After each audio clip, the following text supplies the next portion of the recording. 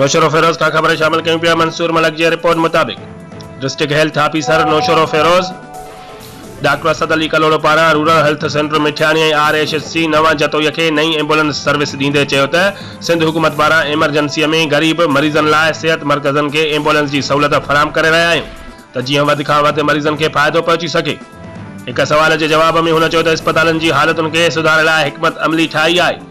जल्द उन हिकमत अमलीअ तहत दवाऊं ऐं फर्नीचर मुहैया कंदासीं छो त अस्पतालनि जी बुनियादी ज़रूरत खे पूरो करणु असांजी अवलैन ज़िम्मेवारी आहे। सरकार तरफां हर सिहत मर्कज़ ते दवाउनि तोड़े ॿियनि ज़रूरतुनि जे पूराए लाइ कमु तेज़ीअ सां जारी आहे।